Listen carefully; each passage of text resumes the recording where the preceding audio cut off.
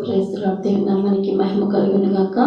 దేవుడు ఈరోజు మన కోసం సిద్ధపరిచిన వాక్యము మరి రాజులు 2వ గ్రంథము 4వ అధ్యాయము 8వ వచనం చదువుకున్నాం. 2వ రాజులు 4వ అధ్యాయము 8 నుంచి 12 వచనాలు 11 వచనం చదువుకున్నాం. ఒక దినమందు ఎలీషా షూనేము పట్టణములకు పోగా అచ్చట ఘనురాలైన ఒక స్త్రీ భోజనమునకు రమ్మని అతని బలవంతము చేసిన గనుక అతడు ఆ మార్గమున వచ్చినప్పుడెల్లా ఆమె ఇంట భోజనము చేయుచు వచ్చెను. కాగా ఆమె తన పెనిమిటిని చూచి మన యొద్దకు వచ్చుచు పోవుచున్నవాడు భక్తిగల దైవజనుడని నేనెరుగుదును. కావున మనము అతనికి గోడ మీద ఒక చిన్న గది కట్టించి అందులో అతని కొరకు మంచము బల్ల పీట దీపస్తంభం ఉంచుదము. అతడు మన యొద్దకు వచ్చినప్పుడెల్లా అందులో బస చేయవచ్చునని చెప్పాను. ఆ తరువాత అతడు అక్కడికి ఒకానొక దినమున వచ్చి ఆ గదిలో చొచ్చి అక్కడ పరుండెను. ఇది ఒక ఎలీషా అనే ప్రవక్త మరి గురించి మనం తెలుసుకోవాలి. మరి ఎలీషా ప్రవక్త ఎంతో గొప్ప దైవజనుడు. ఆయన మరి ఏలియా దగ్గర నుంచి కూడా మరి ఏం కోరుకున్నాడంటే ఫిజికల్ గా ఏం కోరుకున్నాడంటే 2 అభిషేకం మాత్రమే, ఆత్మాభిషేకం మాత్రమే. అంటే ఆయన కోరుకున్నది ఆత్మీయమైనటువంటి ఆశీర్వాదమే కానీ శారీరకమైన ఆశీర్వాదాన్ని కోరుకోవాలి. ఏలియా దగ్గర మరి ఎలీషా ఉన్నాడు. మరి ఆయన దగ్గర ఎన్నో సమృద్ధిగా మరి అన్ని చూసి ఉంటాడు. అయితే మరి ఆయన దగ్గర ఉన్న మరి సిరి సంపద రావచ్చు, లేకపోతే ఇంకేదైనా కోరుకోవచ్చు. కానీ ఆయన ఏం కోరుకున్నాడంటే నీవు కలిగి ఉన్నటువంటి ఆత్మలో నాకు 2 ఆత్మాభిషేకము నాకు కావాలి, నీ అభిషేకంలో నాకు 2 దయచేయి అని ఆత్మీయమైనటువంటి ఆశీర్వాదాన్ని కోరుకున్నాడు. అటువంటి ఆశీర్వాదము మరి ఆయన ఆశపడ్డాడు. దేవుడు కూడా మరి అట్లాగే ఆయనకి 2 అభిషేకం ఇచ్చారు. ఆయన ద్వారా మరి ఎన్నో శూల కార్యాలు, ఎన్నో అద్భుతాలు, ఎన్నో ఆశ్చర్యాలు మరి మనం బైబిల్లో చూస్తా ఉన్నాం. అయితే ఆయన చేసిన అద్భుతాల్లో ఇది ఒక అద్భుతము. అదే ఎవరు అంటే షూనేమి అనే ఒక పట్టణంలో ఒక స్త్రీ విషయంలో చేసిన అద్భుతము, ఆశ్చర్యము. ఎందుకు మరి ఇక్కడికి వచ్చారంటే అనేక ప్రాంతాలకు తిరుగుతా ఉన్నారు. దైవజనులు అన్నాక ఒక చోటే ఉండరు, తిరుగుతానే ఉంటారు. ఒక ప్రాంతంలో ఈ రోజు ఉంటే మరొక ప్రాంతంలో వేరే చోట ఉంటారు. అలా దేవుడు ఎక్కడికి నడిపిస్తే అక్కడికి వెళ్ళే మరి పని పరిచర్యలో ఈ దైవజనులు ఉంటారు. అలాగే ఈ ఎలీషా గారు కూడా మరి ఒక ప్రాంతానికి వచ్చారంట. ఆ ప్రాంతం పేరేంటి అంటే షూనేము అనే పట్టణంకు పోగా అచ్చట ఘనురాలైన ఒక స్త్రీ ఉందంట. ఆ ప్రాంతంలో ఒక స్త్రీనే ఉందా? ఇంకెవరు లేరా? చాలా మంది ఉన్నారు.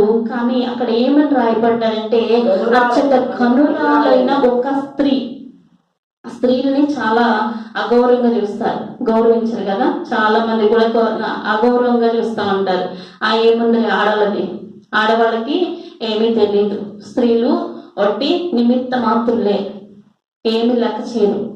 సో కానీ దేవుడు ఇక్కడ ఎవరిని గుర్తిస్తున్నాడంటే ఘనురాలైన ఒక స్త్రీ. నార్మల్ గా ఇంట్లో ఒక గృహిణిగా ఉన్న స్త్రీని దేవుడు చూస్తా ఉన్నాడు. ఆమెకు కూడా ఒక మంచి టైటిల్ ఇస్తున్నారు. ఆ టైటిల్ ఏంటంటే ఘనురాలు.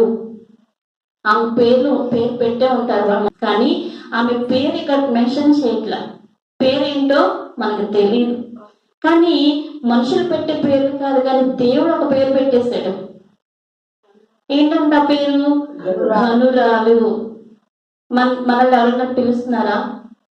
ఘనురాలు, వీళ్ళు ఘనులు అంటే ఘనురాలు అనే టైటిల్ దేవుని దగ్గర నుంచి డైరెక్ట్ గా ఆమె స్వీకరించగలిగింది. అంటే ఆమె అలా బ్రతికినట్లుగా మనం కింద వచనాల్లో చదివితే మనం తెలుసుకోగలుగుతాం. ఘనురాలైన ఒక స్త్రీ, అసలు ఘనురాలు అంటే ఏంటి? ఉన్నతమైన వారు. అది డబ్బులు అవ్వచ్చు, సిరి సంపదలు అవ్వచ్చు, ఆస్తుపాస్తులు అవ్వచ్చు, పేరు ప్రతిష్టలు అవ్వచ్చు, ఇంకేదైనా అవ్వచ్చు. దేంట్లో అయినా సరే ఎలా ఉండాలంట? గొప్పగా ఉండాలి. గొప్పగా ఉన్న వారిని ఏమంటారు? ఘనులు. ఘనులు ఉన్నతమైన వారు అంటాం. పేదవారిని ఏమి లేదా అనేమంటాం? పేదవాడు. సో ఇక్కడేం పేదరాలు అంటలేదు, ఘనులు అని పిలుస్తున్నారు. ఈ ఘనత కలిగినటువంటి ఈ స్త్రీ మరి ఆస్తిపాస్తులు కలిగి ఉండొచ్చు. ఆ రోజుల్లో ఆమెకి డబ్బులు ఉండొచ్చు, మంచి పేరు ఉండొచ్చు. హెబ్రీ భాషలో మనం గమనిస్తే ఉన్నతమైన డబ్బున్న వాళ్ళని ఘనులు అంటారంట. ఇప్పుడు కూడా అదే అందరూ అంటాం, డబ్బున్న వాళ్ళు అబ్బా వాళ్ళకి ఏంట్రా, వాళ్ళు చాలా ఉన్నతమైన వాళ్ళు, చాలా గొప్పవారు అని మనం కూడా అంటాం. కానీ ఆమె ఫిజికల్ గానే కాదు, శారీరకంగానే కాదు, ఆత్మీయంగా కూడా చాలా ఘనతగా ఉన్నట్లుగా మనం గమనించాలి. ఆత్మీయంగా మరి దేవునిలో ఐక్యంగా ఉంది, దేవునితో నడుస్తుంది, దేవునికి మొదటి స్థానం ఇస్తుంది, దేవుని ప్రేమిస్తుంది, దేవునికి ఇష్టంగా బ్రతుకుతుంది. కనుకనే ఆమె ఏం చేస్తుందంట? ఘనురాలైన ఒక స్త్రీ భోజనమునకు రమ్మని అతని బలవంతము చేస్తాను. ఏం చేస్తుందంట? ఎందుకు చేయాలి? బలవంతం ఎందుకు చేయాలి? అన్ని ఉంటే ఎవరిని లెక్క చేస్తారా? మన దగ్గర చాలా డబ్బు ఉంది, మన దగ్గర చాలా ఆస్తి ఉంది, మన చుట్టూ మన రిలేటివ్స్ ఉన్నారు, అండబలం కండబలం హంగు ఆర్పాటాలు అన్నీ ఉన్నాయి. సో ఇంకెవరైనా లెక్క చేస్తామా? నాకేంటి అన్న ధీమా. ఎవరు వచ్చి నన్ను ఏం చేస్తారు అంటే, అటువంటి ధీమా అనేది ఎందుకు వస్తుంది అంటే, ఫిజికల్ గా మరి వాటిని ఎక్కువగా ప్రేమించే వాళ్ళైతే వాటిని చూసి గర్విస్తారు. కానీ మనం ఎవరిని బట్టి గర్వించాలంట? దేవుని నామాన్ని బట్టి, కొందరు కులములను బట్టి, రథములను బట్టి అతిశయపడతారు.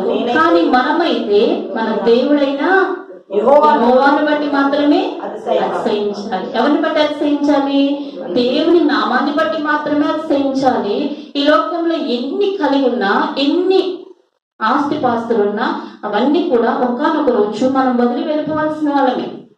ఏది కూడా మనతో రాదు. మనం దేన్ని తీసుకెళ్ళలేదు, దేన్ని తీసుకురాలేము కూడా. కనుక మనం ఏం చేయాలంట? దేవుని నామాన్ని బట్టి మాత్రమే అతిశయించాలి. ఈ ఘనురాలైన స్త్రీ ఏం చేస్తుందంట? దేవుణ్ణి బట్టి అతిశయిస్తుంది, దేవుని ప్రేమిస్తుంది, దేవుని గౌరవిస్తుంది. దేవుని గౌరవించిన వాళ్ళు, దేవుని భయభక్తులు కలిగిన వాళ్ళు మాత్రమే సేవకులను గౌరవిస్తారు. మరి ఈమె ఎలీషా ప్రవక్తని ఎందుకు మరి ఆమె గౌరవిస్తుంది? అసలు ఎందుకు గౌరవించాలి? ఆమెకి ఏమైనా తక్కువ? ఆమెకి ఏమైనా లోటుపాట్లు ఉన్నాయా? ఆమెకి ఏం లేదు కదా, అన్ని సమృద్ధిగా ఉన్నాయి. మరి ఇంకెందుకు అతను రావాలని ఎందుకు కోరుతుంది? ఎందుకు ఆమె ఆశపడాలి? అటువంటి ఆశ ఎందుకు కలిగి ఉంది? దేవునికి మొదటి స్థానము ఇస్తున్న స్త్రీ, ఆతిథ్యం ఇచ్చే స్త్రీగా మనం ఇక్కడ చూడాలి. మొట్టమొదటి పాయింట్ ఏంటంటే ఆతిథ్యము ఇవ్వాలి. సేవకులను మన ఇంటికి ఏం చేయాలి?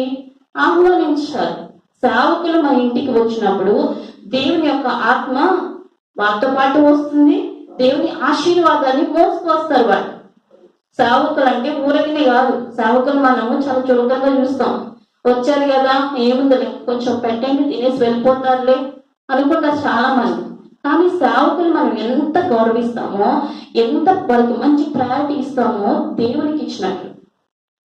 ఈ ఘనురాలైన స్త్రీ మరి మంచి ఆస్తిపాస్తులు ఉన్నాయి, కానీ మరి ఎలీషా ప్రవక్తని ఎందుకు తీసుకురావాలి? అసలు ఎందుకు బలవంతం చేయాలి? ఒకవేళ పిలిచింది అనుకో, ఎలీషా ప్రవక్త అయినా తొందరగా వెళ్ళిపోవాలి కదా, ఎందుకు వెళ్ళట్లేదు? ఆమె ఆ ప్రాంతంలో ఒక గొప్ప ఆధిక్యత ఉన్న స్త్రీ, మంచి ఆస్తిపాస్తులు ఉన్న స్త్రీ. మరి ఎలీషా ప్రవక్త అయినా ఫస్ట్ ఎందుకని వెళ్ళిపోలేదు? బలవంతంగా ఎందుకు చేపించుకుంటున్నారు? పిల్లలు మనల్ని ఏదన్నా అడుగుతారు, అడిగిన వెంటనే ఇచ్చేసాం అనుకోండి, దాని విలువ తెలుస్తుందా? అడిగిన వెంటనే నాకు గోల్డ్ చైన్ కావాలండి, సో నేను కొనిచ్చేసాను, దాని విలువ తెలుస్తుందా? అడిగిన వెంటనే మనం ఏది ఇచ్చినా దాని విలువ తెలియదు. పిలిచిన వెంటనే ఈ ఎలీషా ప్రవక్త కూడా వెళ్ళి ఉంటే ఆయన యొక్క గొప్పతనం ఏంటో తెలియదు. ఒకవేళ పిలిచింది కాదని వెళ్ళారనుకో, ఆమెలో ఉన్న భక్తి కూడా ఎలీషా ప్రవక్తకి తెలియదు. ఆమెలో ఉన్నటువంటి మరి ఆ స్వభావం ఎలా బయటపడింది? ఒక క్షణం చూస్తే తెలిసిపోద్దా? మనం వాళ్ళతో స్పెండ్ చేయాలి, వాళ్ళతో గడపాలి, వాళ్ళకి మనకి మధ్య కొంచెం టైం గ్యాప్ ఉండాలి. టైము అంటే మనం వాళ్ళతో మాట్లాడుతున్న కొద్ది వాళ్ళలో ఉన్న ఇంటర్నల్ బిహేవియర్స్ అన్ని ఏమవుతాయి, బయటకు వస్తాయి. అందుకే మన గురించి అడగాలంటే మన ఇంట్లో వాళ్ళని అడగాలి. మన గురించి అడగాలంటే బయట వాళ్ళని అడిగితే వాళ్ళకి మంచిగా చెప్తారు. మన గురించి మనకు ఒక మంచి సాక్ష్యం రావాలంటే మొత్తం ఇంట్లో మంచి సాక్ష్యాన్ని సంపాదించుకోవాలంట. మన గురించి బయట ఎవరైనా సరే ఏమంటే ఒకసారి చూస్తారు, ఇంకోసారి చూస్తారు, వాళ్ళకి మన గురించి తెలియదు. ఈమెలో ఉన్న స్వభావము, ఈమెలో ఉన్నటువంటి బిహేవియర్ తెలుసుకోవడానికి ఎలీషా ప్రవక్త ఏం చేస్తున్నారంట? ఆలస్యము చేస్తా ఉన్నారు. ఈ ఆలస్యం చేయడం వల్ల ఆమెలో ఏం బయటపడుతుంది? ఆమెలో విధేయత బయటపడుతుంది, ఓర్పు బయటపడుతుంది, సహనం బయటపడుతుంది, ఇంకేం బయటపడుతుంది? తగ్గింపు. ఇన్ని లక్షణాలు ఆమెలో బయటకు వస్తున్నాయి. ఒకవేళ పిలవగానే వెళ్తే ఇవన్నీ బయటకు వచ్చాయా? బయటికి. పిలిచిన వెంటనే వెళ్ళిన విలువ ఉండదు కదండి. మనం పిలవగానే వెళ్ళామనుకోండి, ఎవరిని పిలిపిస్తారా? వచ్చారులే, రాకేం చేస్తారు పిలిస్తే? కొంతమంది ఫిజికల్ గా ఉన్న వాటిని బట్టి పిలిపిస్తారు. ఒకవేళ వీళ్ళ దగ్గర ఏమి లేకపోతే సాకులైనా పేదవారు అయి ఉంటారు, వాళ్ళు పిలిచిన వెంటనే వెళ్ళిపోయారనుకోండి, అంతే విలువ ఇవ్వలేరు. ఎందుకంటే ఆత్మీయంగా చూడలేనటువంటి వారు, శారీరకంగానే గుర్తించగలిగేవారు, వాళ్ళకి ఏం చేస్తారంట? ఆతిథ్యము మనస్ఫూర్తిగా ఇవ్వలేరు. కానీ ఎలీషా ప్రవక్త ఎందుకు బ్రతిమలాడించుకుంటున్నాడంటే ఆమెలో ఉన్నటువంటి సుగుణాలు బయటకు రావాలి, ఆమె గురించి మనం తెలుసుకోవాలి. సేవకులను పిలిచేటప్పుడు ఇంత ఓర్పుగా ఉండాలి, ఇంత నెమ్మదిగా ఉండాలి, ఇంత సహనంతో ఉండాలి, ఇలా సమాధానంగా ఉండాలి. కొంతమందికి 2-3 సార్లు పిలవగానే వస్తే వచ్చేది బతున్నాడని ఏంటి అంటే వాళ్ళలో ఏం లేదు, ఓర్పు లేదు, వాళ్ళలో ఏం లేదు, సహనం లేదు. కనుక ఈ స్త్రీలో మనం నేర్చుకోవాల్సిన ఫస్ట్ పాయింట్ ఏంటంటే ఆతిథ్యము ఇచ్చే స్త్రీ.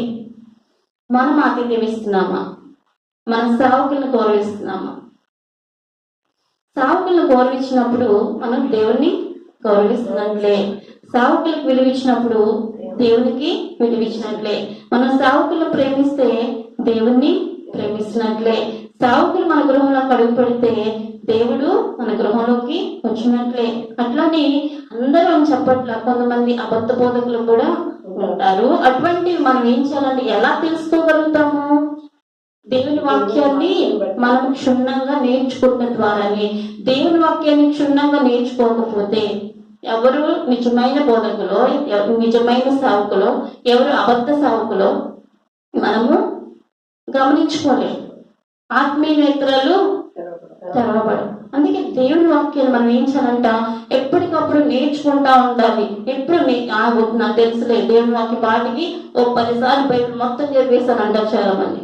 కానీ బైబిల్ ఎన్నిసార్లు చదివినా కొత్తగా మన దేవుడు మనతో మాట్లాడుతూనే ఉంటారు. ఈ ఒకసారి వాక్యం చదివాను కదా అయిపోయింది అనుకోవట్లేదు. ఈ వాక్యాన్ని రోజు చదువుతున్నా, రోజు దేవుడు ఏదో ఒక విధంగా నూతనంగా మాట్లాడుతూనే ఉంటారు. కనుక వాక్యం నుంచి మనం ఏం నేర్చుకోవాలంటే దేవుని యొక్క జ్ఞానం, దేవుని జ్ఞానాన్ని మనము నేర్చుకోవాలి. ఈ ఘనురాలైనటువంటి స్త్రీ దగ్గర నుంచి మనం ఒక మొదటి పాయింట్ ఏంటంటే ఆతిథ్యం ఇచ్చే స్త్రీ, ఆతిథ్యం ఇచ్చే స్త్రీగా మనం నేర్చుకోవాలి.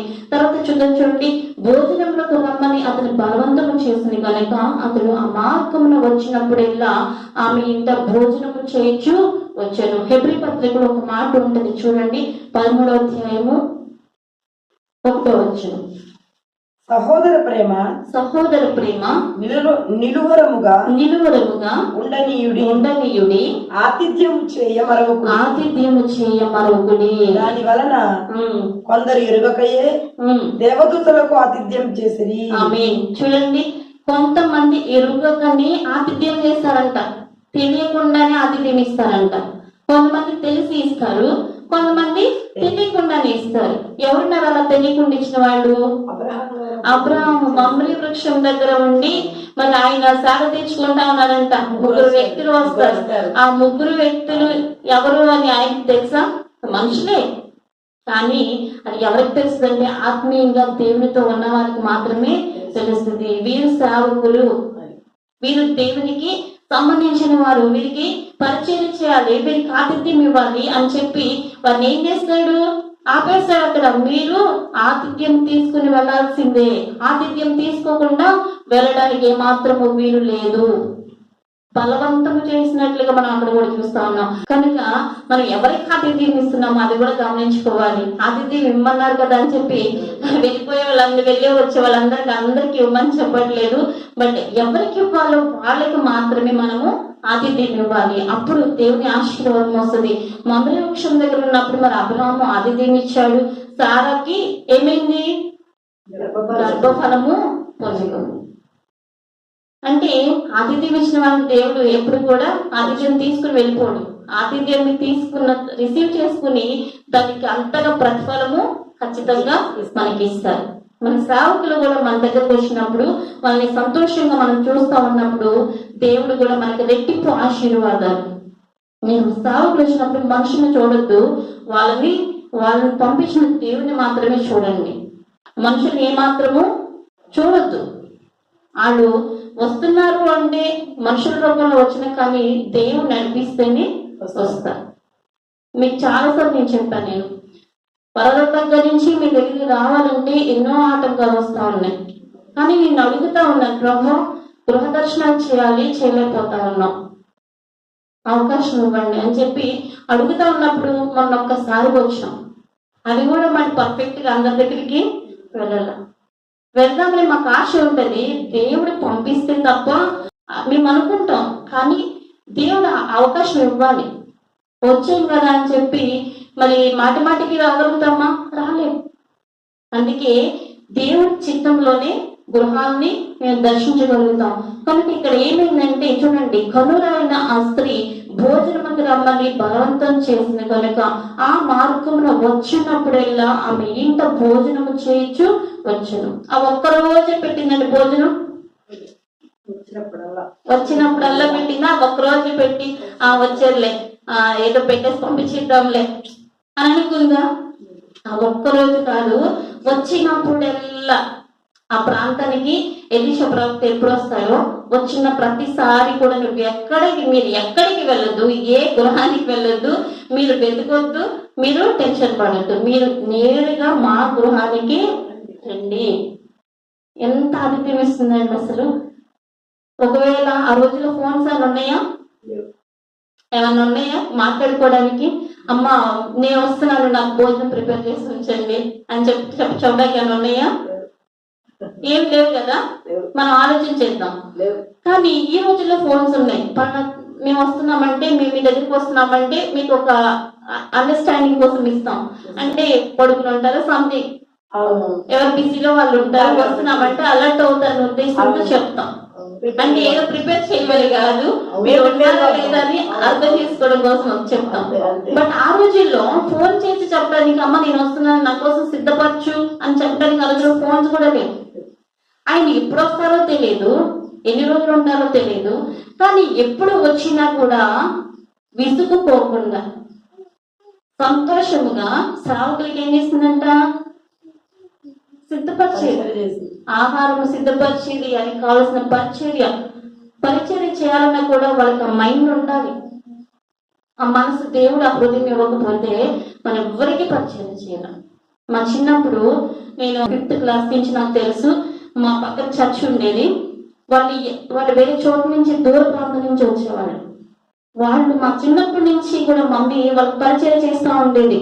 వాళ్ళు ఎప్పుడు వచ్చినా సరే, ఏ అర్ధరాత్రి ప్రేయర్ అయినా సరే భోజనం పెట్టేది. అంటే వాళ్ళకి కావాల్సిన అన్ని సమకూరుస్తూ ఉండేవి.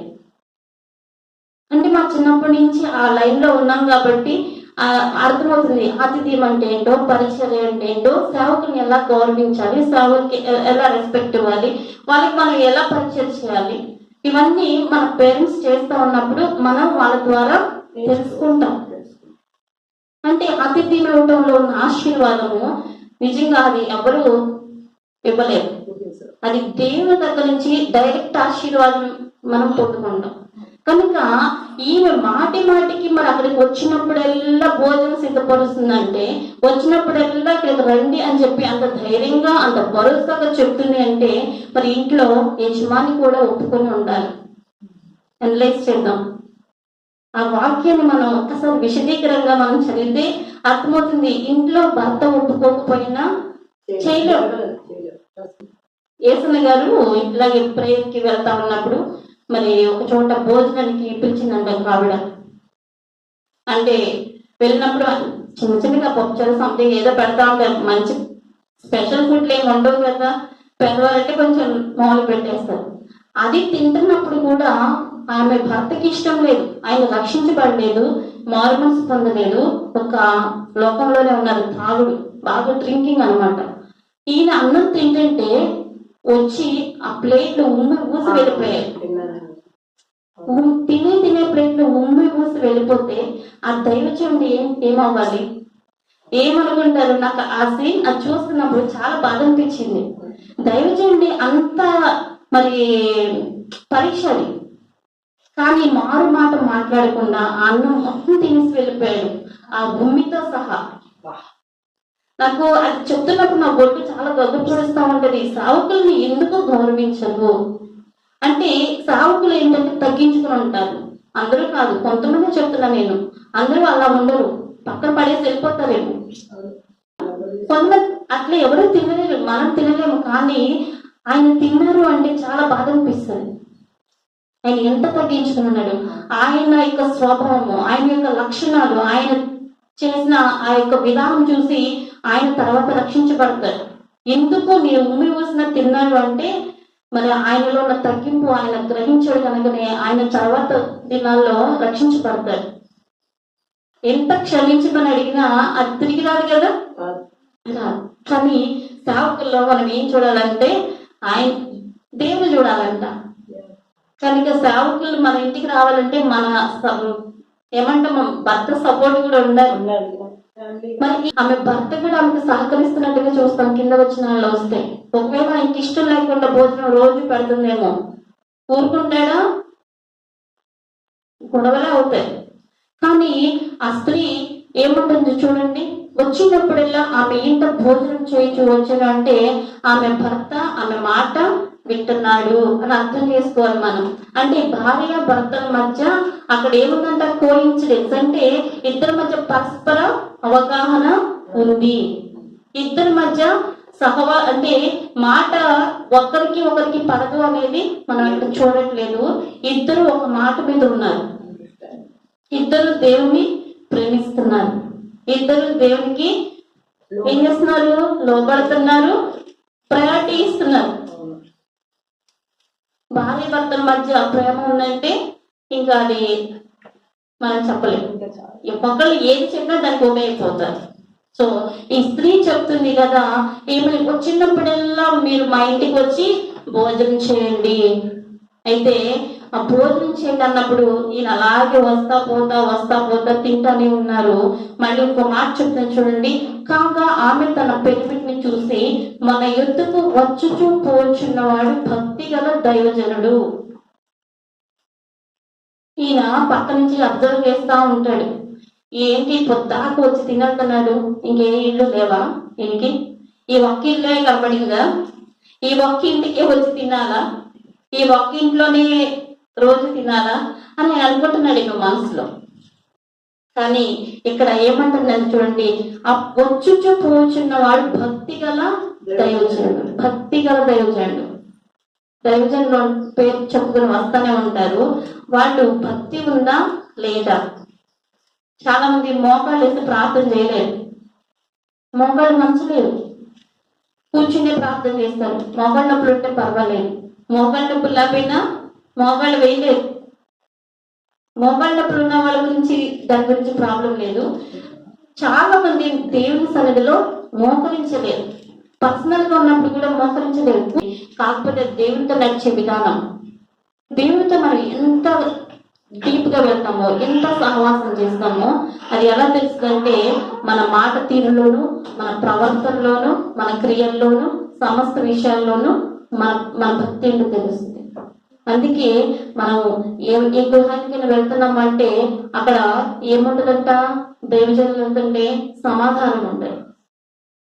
మీ గృహాలకు దైవజనులు వస్తున్నారంటే సమాధానం ఉంటుందా లేకపోతే అసమాధానం ఉంటుందా అనేది మనం ఎవరికి వాళ్ళు చెక్ చేసుకోవాలి. అసమాధానం అక్కడ జరుగుతుంది అంటే అపవాది అక్కడ పని చేస్తున్నాడు. దేవుని దగ్గర మనం ఎప్పుడైతే నమ్మకంగా ఉంటామో అక్కడ ఏముండదంట, చీకటి ఉండదు. సేవకులు మన దగ్గరికి వచ్చారంటే మన దగ్గర ఏముంటది, సమాధానం ఉంటుంది. భక్తి కలిగినటువంటి సేవకులు, భక్తి కలిగిన దైవజనులు మనం అలా ఉన్నామా లేదా అనేది కూడా మనం చెక్ చేసుకోవాలి. భక్తి కలిగిన దైవజనుడు నేను ఎరుగుదును, కావున మనము అతనికి గోడ మీద ఒక చిన్న గది కట్టించి అందులో అతని కొరకు మంచము, బల్ల, పీట, దీపస్తంభము ఉంచుదాము. ఏం చేస్తున్నారంట, భోజనం పెట్టడం మాత్రమే కాదు, ఆయన కోసం ఏం సిద్ధపరుస్తున్నారంట, ఆయన వచ్చి ఉండటానికి స్థలాన్ని కూడా సిద్ధపరుస్తున్నారు. అంటే అప్పటికప్పుడు నువ్వు ఇంటి మీద ఒక గది కట్టించేంత స్తోమత ఉంది అంటే ఆమె ధనికురాలనే అర్థం. ధనికురాలన్న ఆయనకి ప్రేమిస్తుంది, గౌరవిస్తుంది అంటే దేవుని నామాన్ని బట్టి. అంటే దేవునికి మనం హృదయంలో స్థానం ఇస్తున్నామా లేదా? ఆమె తన ఇంటిని, తనకున్నటువంటి ఈ యొక్క ఆస్తిపాస్తులను దేవుని పనికి ఉపయోగిస్తుంది. మనకున్నటువంటి వాటిని దేవుని పనికి ఉపయోగిస్తున్నామా లేదా? ఆమె ఇంటి మీద ఒక పైన ఒక గది కట్టించి దైవ సేవకుల్ని పైన పెడుతుంది. అంటే గది ఇవ్వటం అంటే ఏసైకి మనం స్థలం మన హృదయంలో ఇవ్వటం. మన హృదయంలో దేవునికి స్థానం ఇస్తున్నామా లేదా? మన హృదయంలో ఆయనకి మొదటి స్థానం ఇస్తున్నామా లేదా? మన హృదయం ఆయనకి ప్రతిష్ఠించామా లేదా? మన హృదయము ఆయనకు అనుకూలంగా ఉందా లేదా? మన హృదయంలో కఠినమైనటువంటి మరి వ్యర్థమైనవి ఏమైనా ఉన్నాయనుకో అవన్నీ తీసేసి దేవునికి మొదటి స్థానం మనం ఇచ్చామనుకోండి, దేవుడు ఖచ్చితంగా మన హృదయంలో నివాసం చేస్తారు.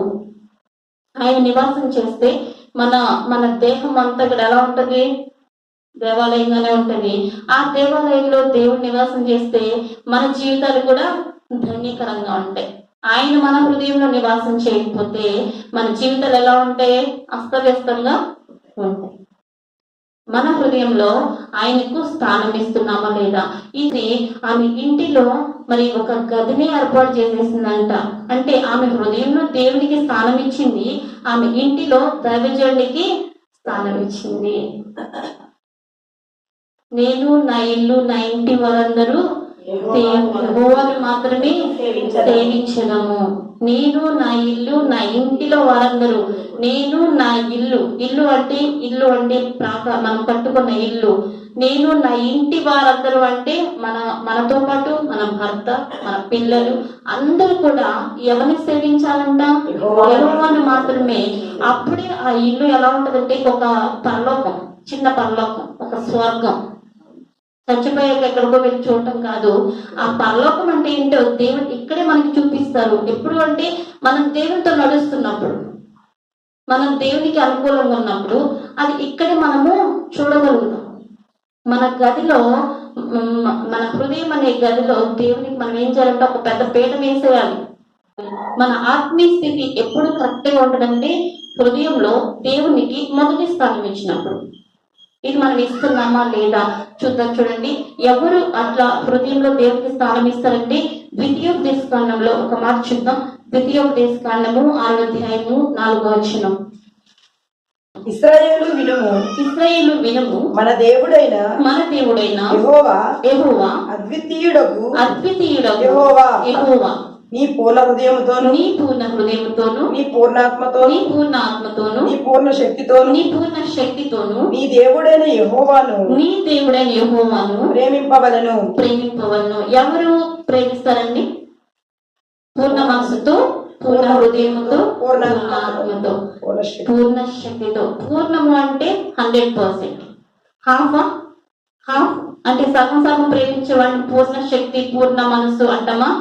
అంటే మన హృదయము ఎప్పుడైతే దేవునికి అనుకూలంగా ఉంటుందో 100% ఎప్పుడైతే దేవునికి అవకాశం ఇస్తామో అప్పుడే పూర్ణ మనసుతో మనస్ఫూర్తిగా ఆయన వైపు మాత్రమే చూస్తారు.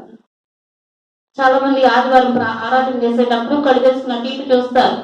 దేవుని వైపు చూడండి అంటాం కానీ దేవుని వైపు అసలు చూడరు. అటు ఇటు దిక్కులు చూస్తూ ఉంటారు. వాళ్ళ మొహం, వీళ్ళ మొహం, అందరి మొహాలు చూస్తారు. ఇంకా దేవుని మొహాన్ని ఎప్పుడు చూస్తారు? దేవుని మొహం చూడాలి, దేవుని యొక్క మనం దర్శనం పొందుకోవాలని మనం ఆరాధన చేస్తాము. అంతేగాని ఇక్కడికి వచ్చి ఏదో అందరితో పాటలు పాడేయాలని కాదు. ఆరాధన అంటే దేవునితో సహవాసం, దేవునితో మన హృదయం మిళితమైపోవాలి. ఆయనతో మనము ఎలా ఉండాలంట? కంబైన్ అయిపోవాలి. అంటే ఇప్పుడు మన హృదయంలో ఉన్నవన్నీ కూడా మనం ఏం చేయాలంట? మన హృదయంలో ఉన్న వ్యర్థమైనవి అన్ని తీసేసి దేవుని ముందు మాత్రమే, దేవుని వైపు మాత్రమే చూడాలి. దేవుని వైపు చూస్తున్నప్పుడు మనలో ఉన్న వ్యర్థమైనవన్నీ కూడా దేవుడు పటాపంచలు వేసేస్తారు. ఆయన వైపు చూడకపోతే మనలో ఉన్నటువంటి వ్యర్థాలు పోవు. దిక్కులు చూస్తా ఉన్నప్పుడు అవి లోపలే ఉంటే మన చూపులు అటు ఇటు వెళ్ళిపోతాయి. ఇంక పూర్ణ మనసుతో ఎక్కడ ఆరాధిస్తున్నట్లు? మనం ఆరాధించట్లేదు. కనుక ఆరాధన చేసేటప్పుడు మనం ఏం చేయాలంటే పూర్ణ మనసుతో ప్రేమించాలి. అటువంటి వారు మాత్రమే దేవునికి స్థలం ఇవ్వగలుగుతారు. రెండవది ఏంటంటే మంచము. మంచం అంటే ఏంటి? సహవాసం. సహవాసం ఎవరితో సహవాసం చేస్తాం మనం? మన ఫ్యామిలీ మంచం అన్నాక మన ఇంట్లో వాళ్ళే పడుకుంటాం. బయట వాళ్ళ ఇంట్లో బెడ్రూమ్ లోకి రానిస్తామా? బెడ్రూమ్ లోకి ఎవరిని రానివ్వము. అంటే ఈ మంచం దేనికి గుర్తు అంటే సహవాసానికి గుర్తు. ఎవరికి మనం సహవాసం చేస్తామంటే దేవునితో మాత్రమే సహవాసం చేయాలి. దేవునితో సహవాసం చేయకపోతే ఎవరితో సహవాసం చేయగలుగుతాం? అపవాదితో చేయాలి. ఎవరో ఒకరితో చేయాల్సిందే. ఒకటి వెలుగు, ఒకటి చీకటి. మనం వెలుగులో ఉంటే చీకటి రాదు. ఒకవేళ వెలుగులో లేకపోతే ఖచ్చితంగా చీకటిలోనే ఉన్నాం. ఏదో ఒకటి మన దగ్గర ఉంటది ఖచ్చితంగా. మనం ప్రార్థన చేస్తే అపవాదిని ఎదిరించగలుగుతాం.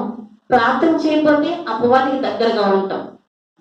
అంటే మనం ఎవరితో సహవాసం చేస్తున్నాము అనేది మనము అర్థం చేసుకోవాలి. మన సహవాసము దేవునితో ఉందా లేదా అపవాదితో ఉందా? ఈ రెండిట్లో మనము చెక్ చేసుకోవాలి. మూడవది బల్లం. బల్లం దేనికి సాదృశ్యంగా ఉంది అంటే దేవుని ప్రజలతో సహవాసం. మనం దేవుని ప్రజలతో సహవాసం చేస్తే మనం ఎలా ఉంటాం? దైవికంగా ఉంటాం. దైవికమైన మాటలు వస్తాయి, దైవికమైన ప్రవర్తన వస్తుంది. లోకంలో మనం ఏం చేస్తాం? ఒక ప్రత్యేకమైన స్థానంలో ఉంటాం. 10 మంది ఒక రూట్ లో వెళ్తారు. ఆ 10 మందితో మనం వెళ్ళము, మనం ఒక ప్రత్యేకంగా ఉంటాం. దేవునితో మనం సహవాసం చేస్తారు. దేవుని ప్రజలతో మనం సహవాసం చేసినప్పుడు మనం లోకస్తులతో కలవము, దేవుని ప్రజలతో మాత్రమే కలుస్తాం. కాలేజ్కి వెళ్తా ఉంటారు. మనం రక్షించబడ్డాము, మారు మనసు పొందాము, దేవునికి దగ్గరగా ఉన్నాము, బలలో చేయవేస్తున్నాము అంటే 10 మంది వెళ్తున్నారు కదా అని చెప్పి గుంపులో గోవిందరాకి వెళ్తే దేవుని యొక్క సాక్ష్యాన్ని మనం ఏం చేస్తున్నాం? పోగొడుతున్న వారని. దేవుని గురించి మనం ఎక్కడ కూడా బ్యాక్ చేసే పరిస్థితులు రాకూడదు. దేవుని నామానికి అవమానంగా బ్రతుకుతున్నామంటే ఖచ్చితంగా దేవుడు అక్కడ అవమానపరచబడతాడు. కనుక మనం రక్షించబడ్డాము అంటే ఎలా ఉండాలంట? ప్రత్యేకంగా ఉండాలి. దేవుని ప్రజలతో మనము సహవాసం చేయాలి. వారు దేవునికి అనుకూలంగా ఉన్న వారితో మాత్రమే మనం చేయాలి. ఒకవేళ దేవునికి అనుకూలంగా లోకస్తులలాగా ఉన్నారంటే వాళ్ళతో మనం ఏం చేయాలి? దూరంగా ఉండాలి. తర్వాత 4వది ఏం చేస్తుందంట? పీఠ అంట. పీఠ అంటే ఏంటి? మన హృదయంలో దేవునికి ఒక స్థానం ఇస్తాం. ఒక ప్రత్యేకంగా మనం ఆయన ఒక స్థానం ఇవ్వాలి. మొదటి స్థానం ఇస్తున్నామా లేకపోతే లాస్ట్ లో ఇస్తున్నామా? మనం చివరికి ఇస్తే ఎటువంటి ఆశీర్వాదాలు పొందుకోలేము. మొదటి స్థానము మన హృదయం ఇవ్వాలి. పీఠం వేయాలి. దేవునికి మాత్రమే పీఠం వేయాలి మన హృదయంలో, ఆయనకి మాత్రమే మొదటి స్థానం ఇవ్వాలి. అట్లా అంటే ఏంటి, సువార్త కొరకు మనము సిద్ధ మనసుతో ఉండాలి. ఎక్కడికి వెళ్ళినా సువార్త చెప్పాలి. చెప్పకపోతే మనము దేవుని ప్రచురించలేము. ఐదవది దీపస్తంభము. దీపము అంటే ఏంటి? దేవుడు పెట్టిన దీపము మనలో ఉన్న ఆత్మ. నరుని ఆత్మ యెహోవా పెట్టిన దీపము. కనుక దేవుని ఆత్మ మనలో ఉంది అంటే దేవుడు మనతో ఉన్నట్టు. పరిశుద్ధాత్మ దేవుడు మనతో ఉన్నాడు అంటే దేవుని ఆత్మ మనలోనే ఉంది. ఒకవేళ పరిశుద్ధాత్మ దేవుడు మనకు తోడుగా లేడు అంటే మనం దేన్ని కూడా జయించలేము. మనం ఈ లోకంలో ఎదురయ్యే సమస్యలు, శోధనలు అన్ని జయిస్తున్నాము అంటే పరిశుద్ధాత్మ దేవుని యొక్క సహాయము చేతనే. ఆయన సహాయం లేకపోతే మనము దేన్ని కూడా జయించలేము. ఇన్ని ఎందుకు సిద్ధపరిచింది? మంచము, బల్ల, పీట, దీపస్తంభము, గది ఇవన్నీ ఉంచింది అంటే ఆయనకు ఎప్పుడు వచ్చినా ఏ లోటు లేకుండా అన్ని కూడా అనుకూలంగా ఉండడం కోసం. ఆయనకి ఆత్మీయంగా అన్ని చూస్తుంది, శారీరకంగా కూడా నీడ్స్ తీరుస్తుంది. అంటే రెండు రకాలుగా ఆయన పట్టించుకుంది. దైవజనుడికి ఏది అవసరమో అది గుర్తించింది అంటే ఆమె కూడా ఆత్మీయంగా ఎదుగుతున్న స్త్రీగానే మనం చూడాలి. మనం ఆత్మలో ఎదుగుతున్నప్పుడు సావుకులను కూడా మనం ఏం చేస్తామంట? గౌరవిస్తాం. కనుక ఈ స్త్రీ మరి ఇన్ని చేసింది గనక ఆ తరువాత అతడు అక్కడికి ఒకానొక దినమున వచ్చి ఆ గదిలోకి వచ్చి అక్కడ పరుండెను. పరుండెను అంటే దాని అర్థం ఆమె చెప్పిన వెంటనే ఆమె భర్త ఆమె మాటకు విలువించి గది ఏర్పాటు చేశాడు. చాలా మంది పురుషులు స్త్రీలు గౌరవం ఇవ్వరు కదా. చెప్పేచ్చాడు, నువ్వు చెప్పావు కానీ కట్టేయాలా, నువ్వు చెప్తే అన్ని చేసేయాలా అంటే భర్త భార్యకి విలువ ఇవ్వట్ల. ఇక్కడ భర్త భార్యకి విలువ ఇచ్చాడా లేదా? ఇచ్చాడు. కనుకనే ఈమె ఆయన గౌరవించగలుగుతుంది. భార్యకి ఎప్పుడైతే భర్త అవకాశం ఇస్తారో, మాట అర్థం చేసుకుంటారో, భార్య కూడా ఇస్తుంది. అది ఇద్దరు ఒకరికొకరు కూడా ఎలా ఉన్నారంట? రెస్పెక్ట్ ఇచ్చుకుంటున్నారు, సమాధానంతో ఉన్నారు. కనుకని దైవజనుడికి ఆతిథ్యం చేయగలిగారు. ఇద్దరిలో సరిగ్గా ఎవ్వరు లేకపోయినా సావుకులకి ఆతిథ్యం ఇవ్వలేరు. కనుక మనము ఏం చేయాలంటే ఈ స్త్రీ నుంచి మనం ఏం నేర్చుకోవాలి? ఒకటి ఆతిథ్యము, రెండవది ఓర్పు, మూడవది సహనము, ఓర్పు, విధేయత ఇవన్నీ. మూడవది ఏంటంటే తన భర్తని కూడా గౌరవిస్తుంది. ఆమె భర్త గౌరవిస్తున్నాడు. ఎప్పుడైతే మనం గౌరవిస్తామో మన భర్త ఖచ్చితంగా ఒక సమయంలో తెలుసుకోకపోయినా ఖచ్చితంగా తర్వాత తెలుసుకోగలుగుతారు. అంటే ఈమె దేవుడి మీద ఆధారపడింది కనుక మార్పు లేని వారికి కూడా దేవుడు మార్చి ఆ గృహంలో ఏం చేస్తాడు? సమాధానం ఇస్తాడు. ఈమె దైవభక్తి ఖచ్చితంగా దేవునికి నచ్చింది కనుకనే ఘనురాలు అనే ఒక టైటిల్ పొందుతుంది. కనుక మనం కూడా దేవుని చిత్తంలో ఉండి దేవుని యొక్క మరి పనిలో ముందుకు వెళ్తా ఉన్నప్పుడు దేవుణ్ణి స్తుతించటంలో, ఆరాధించటంలో మరి వెనుకాడక మరి దేవునికి ఇష్టమైన పనులు చేయడంలో ముందుంటే మనం కూడా గొప్పవారమే. గొప్పవారంటే మనుషులు ఎవరు చెప్పరు. ఒకనొక దినాన ఈ లోకాన్ని వచ్చి మనం వెళ్ళినప్పుడు పరలోక రాజ్యంలో అడుగు పెట్టగానే ఒక పాట ఉంటది. భూలోకాన్ని విడిచి పరలోకానికి వెళ్ళినప్పుడు భూలోకంలో అందరూ ఏడుస్తారంట అని. వాళ్ళకి ఏమీ తెలియదు. పరలోకంలో దేవుడు ఆహ్వానిస్తున్నప్పుడు ఆనందం ఎక్కువైపోయింది. పరలోకంలో మనం వెళ్ళినప్పుడు బలా నమ్మకమైన మంచి దాసుడా, మంచి దాసుడు అలా అనిపించుకుంటున్నప్పుడు అంతకు మించింది ఏమన్నా ఉంటుందా? ఈ లోకంలో మనం ఎన్ని బాధలు పడినా, ఎన్ని కష్టాలు పడినా మనం దేవుని దగ్గర నమ్మకాన్ని సంపాదించుకోవాలి. దేవుడిచ్చే టైటిల్ చాలు మనకి. మనుషులు ఈ రోజు ఇస్తారు, ఆ టైటిల్ ఏం చేస్తారు? తీసి చెత్తపొట్లు వేసేస్తారు. తర్వాత మళ్ళీ ఈ రోజు మంచి వాళ్ళు అంటారు, రేపు పొద్దున వాళ్ళే వచ్చి నువ్వు అలా ఇలా అంటారు. అంటే వాళ్ళు చెప్పే మాటలు మనం ఎప్పుడు కూడా నమ్మకూడదు. ఈ క్షణంలో ఉంటే మరో క్షణంలో చేంజ్ అయిపోతుంది. కనుక దేవుడిచ్చే టైటిల్, దేవుడిచ్చే మంచి పేరుని మనం ఏం చేయాలంట? పొందుకోవాలి. అలా పొందుకోవాలంటే ఈ స్త్రీ ఎప్పుడైతే దైవజనుని మరి గౌరవిస్తుందో, దైవజనునికి ఎప్పుడైతే విలువిస్తుందో మనం కూడా అలాగే చేయాలి. దేవుణ్ణి ప్రేమించాలి. ఓకేనా?